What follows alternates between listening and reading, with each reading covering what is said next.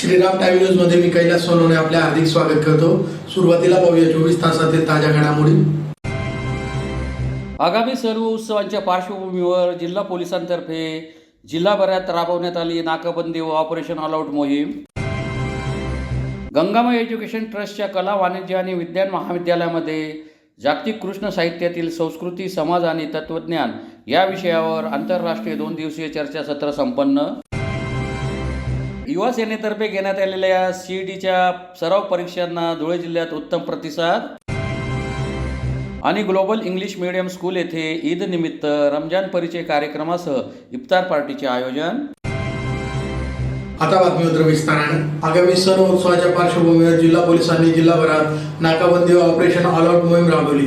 या मोहिमेत 3 गावठी पिस्टल, 6 जिवंत काडतूस, दरोड्याच्या तयारीत असलेल्या 6 आरोपींना वाहनासह ताब्यात घेत गावठी दारू, विदेशी अवैध दारू विक्री करणाऱ्यांना तसेच मोटार वाहन कायद्यान्वये कारवाई करण्यात आली। सण उत्सवाच्या अनुषंगाने ऑपरेशन ऑल आउट अंतर्गत नाकाबंदी करून धुळे जिल्हा पोलिसांतर्फे कारवाई करण्यात आली। यात 6 जिवंत काडतुसे आणि 3 जिवंत पिस्टल हस्तगत करण्यात आले। दरोडा घालण्याच्या उद्देशाने निघाल्याच्या संशयावरून 2 वाहनातील 6 संशयितांना पकडून आरोपितांविरुद्ध कारवाई करण्यात आली। तसेच तडीपार, फरार आणि पाहिजे असलेल्या आरोपींसह गावठी हातभट्टी दारू आणि मोटार वाहन कायद्यान्वये कारवाई करण्यात आली असल्याची माहिती जिल्हा पोलीस अधीक्षक श्रीकांत दिवरे यांनी दिली। पोलीस अधीक्षक श्रीकांत दिवरे यांनी आगामी सण उत्सवाच्या अनुषंगाने जिल्ह्यात नाकाबंदी व ऑल आउट ऑपरेशन राबवले। सर्व पोलीस ठाणे प्रभारी अधिकारी, उपविभागीय पोलीस अधिकारी, पोलीस निरीक्षक, स्थानिक गुन्हे अन्वेषण शाखा, सायबर पोलीस ठाणे व शहर वाहतूक शाखा यांना निर्देश देऊन 28 मार्च रोजी सायंकाळी 5 वाजेनंतर सुरू झालेली ही मोहीम फत्ते करण्यात आली। या कारवाईत आझादनगर पोलीस ठाण्यात दाखल असलेल्या दरोड्याचा गुन्हा घडल्यापासून फरार असलेला संशयित सत्तार मासूम पिंजारी उर्फ सत्तार मेंटल वय 40 राहणार पत्रेवाली मस्जिद जवळ धुळे व विजय उर्फ विजय गायकवाड राहणार अनवर नाला धुळे यांना ऑपरेशन ऑल आउट दरम्यान सहाय्यक पोलीस निरीक्षक जीवन बोरसे, पोलीस उपनिरीक्षक शरद लेंडे व अंमलदार यांनी धुळे पारोळा रोडवरील नाल्यावरील पुलाजवळून अत्यंत शिताफीने ताब्यात घेऊन अटक केली। सत्तार मेंटल याच्या विरुद्ध विविध पोलीस ठाण्यात वेगवेगळे एकूण 41 गुन्हे दाखल आहेत। या ऑपरेशन ऑल आउट व नाकाबंदी दरम्यान फरार व पाहिजे असलेले आरोपी अटक करण्यात आले। तडीपार इस्मांवरही गुन्हे दाखल करण्यात आले। अवैध शस्त्रांवर कारवाई करण्यात आली। अभिलेखावरील सराईत गुन्हेगार व हिस्ट्री शीटर यांना चेक केले। हद्दीतील हॉटेल, लॉजेस, धाबे, ओया हॉटेल व गुन्हेगारी वस्त्या चेक करण्यात आल्या। दुचाकी व 4 चाकी वाहनांची तपासणी करून मोटर व्हेकल कायद्यान्वये केसेस करून दंड वसूल करण्यात आला। सोडा विक्री गाड्यांवर दारू पिताना मिळून आलेल्यावर कारवाई करण्यात आली। वॉरंटची बजावणी करण्यात आली। धुळे पोलिसांमार्फत आपण एक मोठं ऑपरेशन ऑल आउट राबवण्यात आलं होतं। त्याच्यामध्ये मोठ्या प्रमाणात आपण कारवाई केलेली आहे। सगळ्यात मोठी कारवाई म्हणजे सत्तार मासूम पिंजारी उर्फ सत्तार मेंटल हा आपल्याला 41 गुन्ह्यांमध्ये त्यांनी सहभाग आहे त्याचा, तो आपल्याला वॉन्टेड होता। आपण काल त्याला अटक केलेली आहे। त्याचप्रमाणे त्याचा साथीदार आहे विजय उर्फ विजय गायकवाड, त्याला देखील आपण अटक केलेली आहे। कालच्या ऑपरेशनमध्ये आपण एकूण 3 पिस्टल्स आणि 6 जिवंत राऊंड्स आपण एका गुन्ह्यामध्ये जप्त केलेले आहेत। त्याचप्रमाणे धुळे तालुक्यामध्ये दरोड्याच्या तयारीत असलेले 6 आरोपी आणि त्यांच्याकडनं 2 वाहनं देखील आपण जप्त केलेली आहेत। एकूण 5 लाखाच्या आसपास आपण विदेशी दारू जप्त केलेली आहे। अवैध हातभट्टीच्या एकूण 42 केसेस आपण केलेल्या आहेत। 11 जुगाराच्या केसेस आपण केलेल्या आहेत। या ऑपरेशनमध्ये आपण 4 जे पाहिजे असलेले आरोपी आहेत ते देखील आपण पकडलेले आहेत। जे लोक तडीपार झालेले होते आणि ते पुन्हा धुळ्यामध्ये आले अशा देखील आपण 4 केसेस काल केलेल्या आहेत। एकूण 250च्या वर आपण मोटर व्हेकल ॲक्टच्या याच्यामध्ये केसेस केलेल्या आहेत। त्याच्यामध्ये 7 या ड्रंक अँड ड्राईव्ह म्हणजे दारूतून गाडी चालवणे याच्या देखील केसेस आहेत। नदी किनारी जे दारू पितात त्याच्यावर देखील आपण काल केसेस केलेल्या आहेत। नॉन बेलेबल वॉरंट आपण 25 ठिकाणी सर्व केलेले आहेत। 26 ठिकाणी आपण पान टपरीवर देखील काल केसेस केलेल्या आहेत। याप्रमाणे आपण ओयो हॉटेल असतील किंवा बार, ढाबे असतील हे सर्व चेक करून आपण मोठ्या प्रमाणात असं ऑपरेशन ऑल आउटमध्ये कारवाई केलेली आहे। गंगामाई एज्युकेशन ट्रस्ट आणि विश्व हिंदी संघटन नवी दिल्ली यांच्या संयुक्त विद्यमाने नगाव येथील गंगामाई एज्युकेशन ट्रस्टच्या कला, वाणिज्य आणि विज्ञान महाविद्यालयामध्ये जागतिक कृष्ण साहित्यातील संस्कृती, समाज आणि तत्वज्ञान या विषयावर आंतरराष्ट्रीय 2 दिवसीय चर्चासत्राचे आयोजन करण्यात आले होते। गंगामाई एज्युकेशन ट्रस्ट तसेच विश्व हिंदी संघटन नवी दिल्ली यांच्या संयुक्त विद्यमाने नगाव येथील गंगामाई एज्युकेशन ट्रस्टच्या कला, वाणिज्य आणि विज्ञान महाविद्यालयामध्ये दिनांक 28 आणि 29 मार्च रोजी 2 दिवसीय आंतरराष्ट्रीय चर्चासत्राचे आयोजन करण्यात आले होते। धुळे ग्रामीणचे नवनिर्वाचित आमदार राघवेंद्र बदाने यांच्या हस्ते चर्चासत्राचे उद्घाटन करण्यात आले। 2 दिवस सुरू असलेल्या या चर्चासत्रामध्ये परदेशातून व देशातील विविध राज्यातून संशोधक, लेखक आले, त्यांनी मार्गदर्शन केले। प्राचार्य डॉक्टर SR पाटील, संयोजक तथा हिंदी विभाग प्रमुख doctor PS Patil, doctor SR Khairnar आदी उपस्थित होते। एज्युकेशन ट्रस्ट संचालित कला, वाणिज्य व विज्ञान महाविद्यालय तसेच विश्व हिंदी संघटन नवी दिल्ली यांच्या संयुक्त विद्यमाने दिनांक 28 व 29 या 2 दिवसीय आंतरराष्ट्रीय चर्चासत्राचे आयोजन आमच्या गंगाबाई महाविद्यालयातर्फे आयोजित करण्यात आलेले होते. या ठिकाणी श्रीकृष्ण साहित्यावर हे आंतरराष्ट्रीय चर्चासत्र होतं आणि या चर्चासत्राच्या निमित्ताने श्रीकृष्णाच्या जन्म आणि कार्य याच्यावर आधारित 2 दिवस एक विचारमंथन झालं. साहित्य संस्कृती या संदर्भामध्ये विविध अशा प्रकारचे नामांकित विद्वज्जन आम्ही या ठिकाणी 2 दिवस बोलवून एक चांगल्या प्रकारचं आंतरराष्ट्रीय सेमिनारचं आंतरराष्ट्रीय चर्चासत्राचं आयोजन या ठिकाणी केलेलं होतं. यासाठी या कार्यक्रमाला स्वागत अध्यक्ष म्हणून आमच्या संस्थेचे सर्व आदरणीय बाळासाहेब मनोहरजी बदाने हे उपस्थित होते. तसेच आमच्या या संस्थेचे नगा एज्युकेशन सोसायटीचे चेअरमन व धुळे ग्रामीणचे लोकप्रिय आमदार आदरणीय रामदादा बदाने हे मुंबईला असल्या कारणामुळे त्यांनी आम्हाला शुभ संदेश यासाठी पाठवलेला आहे. तसेच आमच्या संस्थेच्या उपाध्यक्षा आणि गंगाबाई एज्युकेशन ट्रस्टचे कोषाध्यक्ष नगाव ग्राम पंचायतच्या प्रथम नवनियुक्त सरपंच आदरणीय माईसाहेब यांनी देखील या ठिकाणी एक चांगला असा शुभ संदेश आम्हाला दिलेला आहे. तसेच विविध या ठिकाणी नारळून आलेले सुरेशचंद्रजी शुक्ला यांनी या ठिकाणी बीजभाषण केलं. या कार्यक्रमाच्या यशस्वीतेसाठी आमच्या महाविद्यालयाच्या या सगळ्या याच्यामध्ये जे कन्व्हिनियर आहेत ते प्रोफेसर डॉक्टर पंढरीनाथ पाटील यांनी हे आयोजन करून महाविद्यालयाच्या एक चांगल्या प्रकारचा उपक्रम केला. त्याबद्दल महाविद्यालयाच्या वतीने निश्चितच त्यांना धन्यवाद दिले पाहिजेत. तसेच या कार्यक्रमाच्या यशस्वीतेसाठी माझ्या महाविद्यालयातील सर्वच प्राध्यापक बंधू भगिनी, शिक्षक व शिक्षकेतर कर्मचाऱ्यांनी एक चांगल्या प्रकारचं सहकार्य आम्हाला दिलं आणि ही कार्यशाळा आणि हे उनको जब भक्त पूरी तरह से उन्हें समर्पित हो जाते हैं और उस आपने देखा वो रोते हैं भक्त, उनके नृत्य करते हैं उनके सामने, क्योंकि कृष्ण ने स्वयं रासलीला रची है, उन्होंने नृत्य किया है, गोपियों के साथ नृत्य किया है. तो ऐसे हमारे कृष्ण थे और उन्हें रासलीला बड़ी प्रिय है. इसलिए गोपियां जब कृष्ण नहीं मिले तो गोपियों ने क्या किया, उन्हें बुलाने के लिए, कृष्ण तो तब भी नहीं आए थे जब वो विलाप कर रही थी, उनकी लीलाओं का अनुकरण किया उन्होंने, उनकी बाल लीलाओं का, उनकी किशोर लीलाओं का जब शास्त्रीय विधि का अनुकरण करती रही वो, तब जाकर कृष्ण वापस आए और पुनः अपनी रासलीला रचाई और उन्हें पुनः वो प्रसन्नता, अपना प्रेम और अपना माधुर्य रूप जो है उन्हें दिखाया, उन्हें समर्पित किया. बड़ी एक बहुत सुंदर परंपरा है ये रासलीला की, जो कि समय सीमित है इसलिए बहुत ज्यादा चर्चा हम यहाँ पर नहीं कर सकते. लेकिन जो सूरदास जी के सूर सागर में जो प्रसंग आया है, चूंकि हम देखें कि रास पंचाध्यायी है जो नंददास जी की और जो सूरदास जी का सूर सागर है, इस पर हमें भागवत का सबसे ज्यादा प्रभाव दिखाई देता है. लेकिन भागवत में कहीं पर भी राधा के रूप में प्रमुख गोपिका का नाम नहीं लिया गया है. लेकिन जो हमारी सूर सागर है, सूर सागर में सूरदास जी ने स्पष्ट वो जो प्रमुख गोपी थी उनका नाम राधा के रूप में उन्होंने लिया है. और रासलीला में भागवत में विवाह का वर्णन भी नहीं है, लेकिन जो सूरदास जी का सूर सागर है उसमें राधा कृष्ण के विवाह का वर्णन भी रासलीला के अंतर्गत पूरी विधि विधान से पूरा दिखाया गया है.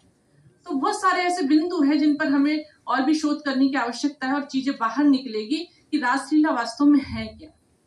तो ये सारी चीजें थी. तो रासलीला के कुछ प्रसंग अगर मैं यहाँ पर देखूं तो उस पर थोड़ा सा हम चर्चा करेंगे. युवा सेना धुळेतर्फे जैन सिनियर महाविद्यालय व महाजन हायस्कूल येथे घेण्यात आलेल्या सीईटीच्या सराव परीक्षा अभियानाला धुळे जिल्ह्यात उत्तम प्रतिसाद लाभला. धुळे जिल्हा युवा सेनेतर्फे इंजिनिअरिंग, मेडिकल, फार्मसी व विधी क्षेत्रात पदवी मिळवण्यासाठी महाविद्यालयात प्रवेशासाठी अनिवार्य असलेल्या पूर्वपरीक्षा म्हणजे सीईटीच्या घेण्यात आलेल्या सराव परीक्षांना जिल्ह्यात उत्तम प्रतिसाद मिळाला. युवा सेना प्रमुख आदित्य ठाकरे यांच्या आदेशाने व युवा सेना सचिव वरुण सरदेसाई देसाई तसेच युवासेना महाराष्ट्र राज्य कार्यकारिणी सदस्य सिद्धेश शिंदे, प्रियांका जोशी, धुळे जिल्हा विस्तारक नदीम सय्यद यांच्या मार्गदर्शनाने इंजिनिअरिंग, मेडिकल, फार्मसी व विधी क्षेत्रात पदवी मिळवण्यासाठी महाविद्यालयात प्रवेशासाठी अनिर्वाह्य असलेल्या पूर्वपरीक्षा म्हणजे CETच्या परीक्षा पुढील महिन्यात होत असल्याने सदर महत्त्वपूर्ण परीक्षांच्या सराव परीक्षा संबंध महाराष्ट्रात युवा सेनामार्फत राबवण्यात येत आहे. दिनांक 29/3/2025 रोजी धुळे जिल्ह्यात युवा सेनामार्फत सदर उपक्रम राबवण्यात आला. धुळे येथील जय हिंद सिनियर कॉलेज व महाजन हायस्कूल या ठिकाणी सुमारे 750 विद्यार्थ्यांनी सदर सराव परीक्षेत सहभाग नोंदवला. सदर परीक्षेबाबत विद्यार्थ्यांना मार्गदर्शन करणारी कुठलीही सरकारी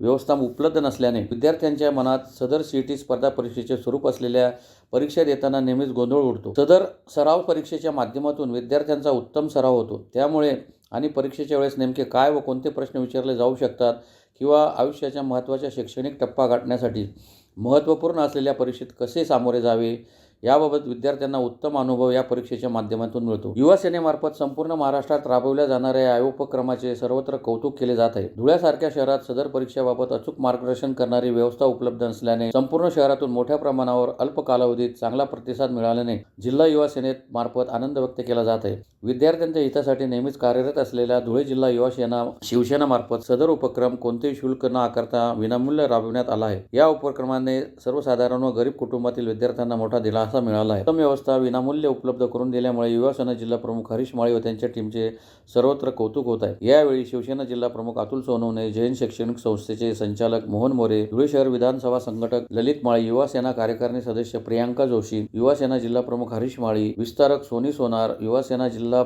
समन्वयक मोहित वाघ, शहर संघटक जयेश फुलपागारे, युवा सेना महानगर प्रसिद्धी प्रमुख शुभम फुलपागारे, रोहित डोले व युवा सैनिक मोठ्या संख्येने उपस्थित होते. युवा सेना प्रमुख आमदार आदित्यसाहेब ठाकरे तसेच शिवसेना व युवा सेना सचिव सन्माननीय आमदार वरुण सरदेसाई साहेब यांच्या मार्गदर्शनाने संपूर्ण महाराष्ट्रात मॉक CET परीक्षेचं आयोजन करण्यात आलं होतं.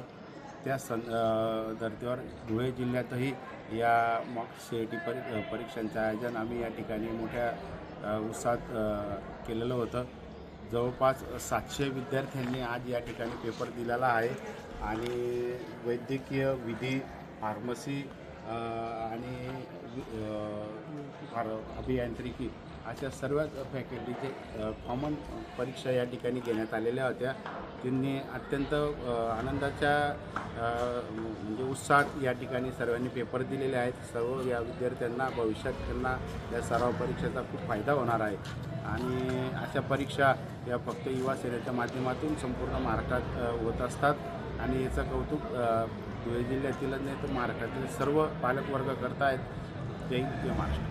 लोकसेवा ग्रुप व समस्त मुस्लिम समाजातर्फे धुळे शहरातील 40गाव रोडवरील म्हाडा इमारतीसमोरील ग्लोबल इंग्लिश मीडियम स्कूल येथे ईद निमित्त रमजान परिचय कार्यक्रमासह इफ्तार पार्टीचे शुक्रवारी सायंकाळी आयोजन करण्यात आले होते. धुळे शहरातील 40गाव रोड म्हाडा इमारती समोरील ग्लोबल इंग्लिश मीडियम स्कूल येथे रमजान ईद निमित्त शुक्रवारी सायंकाळी लोकसेवा ग्रुप व समस्त मुस्लिम समाज बांधवांतर्फे रमजान परिचय कार्यक्रमासह इफ्तार पार्टीचे आयोजन करण्यात आले होते. रमजान परिचय कार्यक्रमात रमजान महिन्याचे महत्त्व, रोजाचा उद्देश व फायदे, कुराणचा रमजानशी संबंध यासारख्या अनेक विषयांवर माहिती देण्यात आली. त्यानंतर इफ्तार पार्टीचे आयोजन करण्यात आले होते. कार्यक्रमात रणजित राजे भोसले, ॲडव्होकेट महेंद्र निळे, ॲडव्होकेट जुबेर शेख, बार असोसिएशनचे अध्यक्ष राहुल पाटील, उपाध्यक्ष मधुकर बिसे यांच्यासह सामाजिक राजकीय कार्यकर्ते व मुस्लिम बांधव मोठ्या संख्येने उपस्थित होते. सब भाईचारे से रहते थे. शायद अगर एखादा कोई त्योहार या कोई कार्यक्रम प्रोग्राम आसपास रहा तो उस दिन उनके घर में खाना नहीं बनता था और मोदी जी बोलते थे वो हमारा एक पार्टी होती थी. ये बहुत अच्छी बात उन्होंने कही और पॉलिटिक्स में चलता है थोड़ा बहुत, लेकिन उनकी इस स्टेटमेंट से, उनके इस वाक्य से ऐसा पता चलता है कि हमारे मुस्लिम भाई, हम भी खुद, हमारा घर एक मुस्लिम एरिया भी था, कमला भाई स्कूल, हमें तो कभी तकलीफ नहीं हुई. तो कौन खतरे में कौन नहीं खतरे में, ये बातें करने से तो प्रैक्टिकल जिन्होंने अनुभव किया है मुस्लिम एरिया में जाने को भी कुछ लोग बहुत डरते हैं, जिनको कुछ जैसे किसी मुस्लिम ने टच भी नहीं किया. मेरे दोस्त है कुछ, इस वक्त मुस्लिम एरिया है बॉम्बे में, मुझे इसको भी डर नहीं लगा क्योंकि हम उस एरिया में रहते हैं, आते जाते रहते हैं. तो उल्टा कोऑपरेशन में तो हिंदू भाइयों से हमें मुस्लिम भाई ज्यादा मदद करते हैं और एक ही जगह नहीं बहुत सारी जगह पर गाड़ी खराब हुई तो मुस्लिम भाई हमें भाग के आएंगे और मदद करेंगे। हमारे हाजी अली में एक सेंटर है, तो वहां पर हम हमारी मिसेज और बहुत सारी शॉपिंग के लिए गए, तो दुकानदार सब है, सब अबू धाबी दुबई वगैरह यहाँ से सब माल, वहाँ इम्पोर्टेड जो माल आता है पूरी इंडिया में पहली बार वहां से खरीदते हैं। वहां जाने के बाद कुछ खरीदी किया, सामान ज्यादा हो गया तो उनको बोलना नहीं पड़ता, वो बिल्कुल अपने बच्चों को बोलते, अरे बेटा जाके इनका ये सामान उठा और गाड़ी तक पहुंचा था। तो ये मानवता का बहुत अच्छा उदाहरण मुस्लिम भाइयों में, हमारे कुरान में, आपके अपने कुरान में इस सर्वधर्म के समभाव के साथ आपने जो प्रोग्राम रखा और सब हिंदू मुस्लिमों को इकट्ठा करके उनको अपने कुरान के बारे में जो कुछ भी बताया जा रहा है वो बहुत सराहनीय है, और उसका मैं बहुत वेलकम करता हूँ। और मुझे 2 शब्द बोलने के लिए और इस प्रोग्राम में आने के लिए प्रोत्साहित किया हमारे जयद भाई। गमतीचा विषय असा आहे, मी वकील आहे, आमच्या कोर्टात जज समोर बसलेला असतो, जोपर्यंत पक्षकार बोलत असतो कोर्ट विश्वास ठेवतो, हा खरं बोलत असतो। जसा वकील बोलला की त्याच्यावर क्वेश्चन मार्क येतो, वकील बोलतो म्हणजे खरं का खोटे पडताळायला पाहिजे। म्हणून कोणत्या व्यक्तीकडनं काय वाक्य आलं त्याला पडताळायचं का स्वीकारायचं हा पण विषय आहे। सगळ्यात महत्वाचं आणि चांगलं मला हे वाटलं की एक वाक्य आहे एका ज्युरिस्टचं, इंग्रजीत वाक्य आहे, तो man is wild animal and woman who has civilized him. तसंच आहे, मॅन इज वाईल्ड एनिमल आणि religion who has civilized the wild animal. मग रिलिजन हा जो आहे, मग जंगलात जसं असतं प्राण्यांमध्ये एक शिकार होणारा आणि एक शिकार करणारा, मग धर्माने हे बदललेलं आहे की धर्माने माणसात आणलेलं आहे आपल्याला। इथं शिकार आणि शिकारी हे प्रकार नाही आहेत, इथं सगळ्यांनी मिळून एकमेकांच्या, आता समजा भारताचं वातावरण तर सगळ्यांना काही वेगळं सांगायची गरज नाही, मी काय म्हणतो, देशद्रोहाची परिभाषा बदलण्याची वेळ आलेली आहे। भारताच्या एका नागरिकाला दुसऱ्या नागरिकांविरुद्ध भडकवणं हा खरा देशद्रोह आहे, आणि तो देशद्रोह कोण करताय, देशद्रोह कोण करताय, हा ज्यांच्या हातात आपण देशाची कमान दिलेली आहे। कुठंतरी याचा पण विचार होणं गरजेचं आहे, ज्यांच्या हातात आपण देशाची कमान दिली आहे तेच भारताच्या एका नागरिकाला दुसऱ्या नागरिकांविरुद्ध धर्माच्या जातीच्या आधारावर भडकवत आहे, तर याच्यावर उपाय काय, याच्यावर उपाय काय हे प्रत्येकाने ज्याच्या त्याच्या लेवलला काउंट करणं, मेजर करणं, त्याचा उपाय शोधणं गरजेचं आहे। इथं एकच वाक्य आहे किंवा एकच आहे, हे बघा हे किती होऊन गेले, हे बघा हे किती झाले, हे जे विषय आहे, समजा रोजा हा आपल्या शरीराचं प्युरिफिकेशन करतो, मनाचं। पुन्हा एक नजर ठळक घडामोडींवर।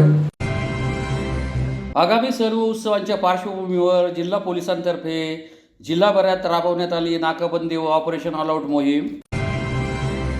गंगामाई एज्युकेशन ट्रस्टच्या कला, वाणिज्य आणि विज्ञान महाविद्यालयामध्ये जागतिक कृष्ण साहित्यातील संस्कृती, समाज आणि तत्वज्ञान या विषयावर आंतरराष्ट्रीय 2 दिवसीय चर्चासत्र संपन्न। युवा सेनेतर्फे घेण्यात आलेल्या CETच्या सराव परीक्षांना धुळे जिल्ह्यात उत्तम प्रतिसाद। आणि ग्लोबल इंग्लिश मीडियम स्कूल येथे ईद निमित्त रमजान परिचय कार्यक्रमासह इफ्तार पार्टीचे आयोजन। याचबरोबर श्रीराम टाइम न्यूजच्या बातमीपत्र संपले। दिवसभरातील ताज्या घडामोडींसाठी पाहत राहा श्रीराम टाइम न्यूज। भेटूया पुढील प्रसारणात, तोपर्यंत नमस्कार।